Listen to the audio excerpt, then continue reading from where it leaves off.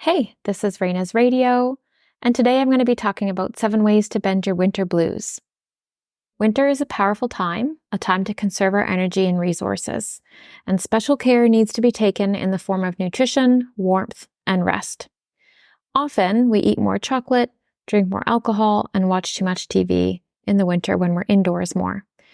While winter is naturally a more inward and sensitive time, this also makes it easier to fall and bend into our own version of the winter blues. And the climates of cold and wet, snow, rain, fog can chill us and require us to seek extra warmth and home time.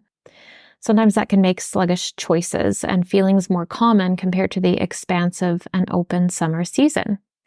It's a time when the winter blues can kick in.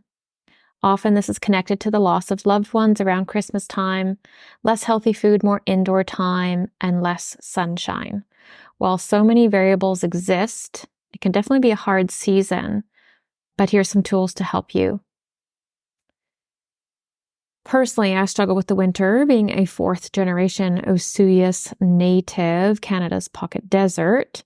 My heart pounds for swimming near the heat-drenched sands of July, hiking near the warm waters in August, or being poolside. And all of these realities put to the side for months of more cold, contemplative routine. It's also a time when mental health can feel a bit of a bigger struggle. So we may find balance through this time, or we may find the balance tipped and come down with something icky.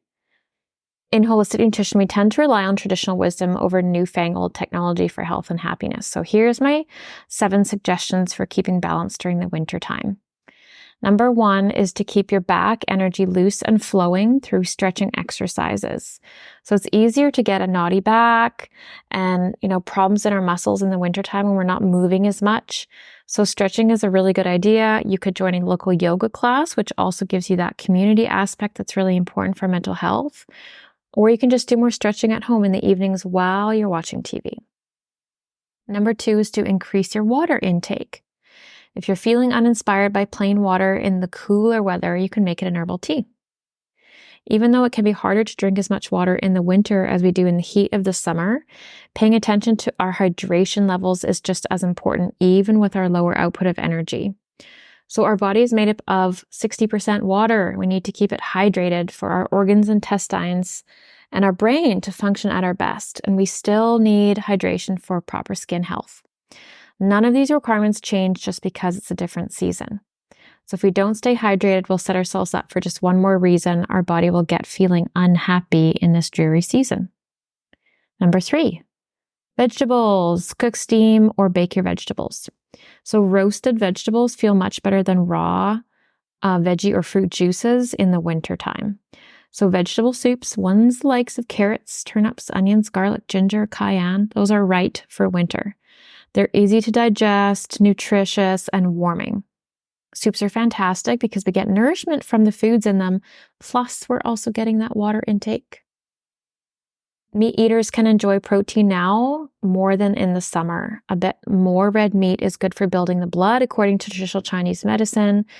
Also good for building our heart and kidneys. Too much is overstimulating, as with everything.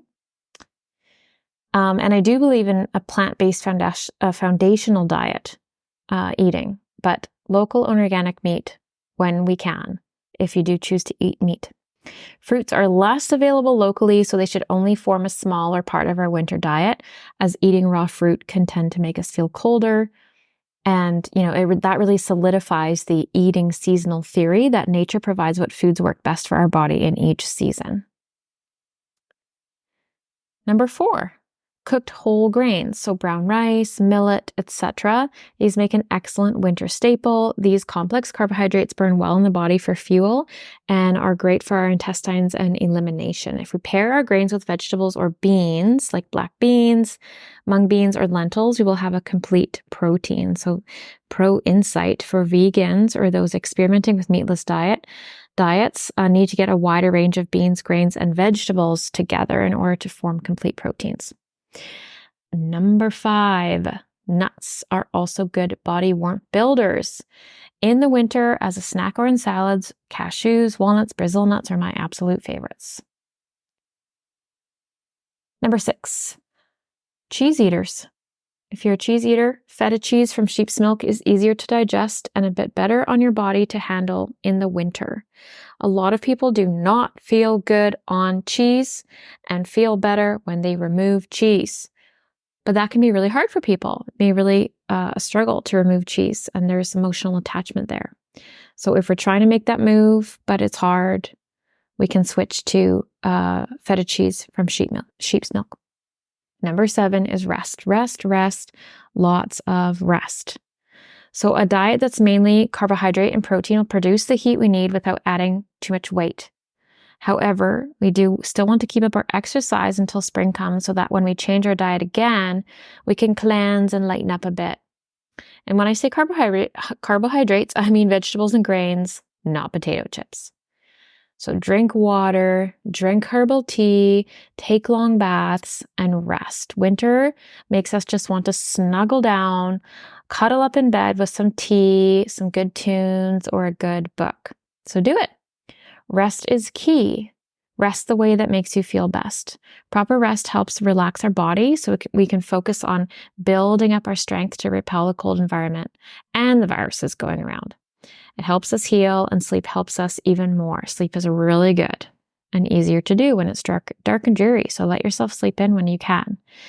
We socially have this idea that rest is bad. So really, really embracing rest because it's so important. So whatever makes you feel relaxed, do that more regularly. You owe it to yourself to take good care of you this winter. If you are seeking accountability and an amazing wellness community, I would love for you to join me in my Facebook membership group, Food and Healing with Raina Lutz. Thank you so much for listening.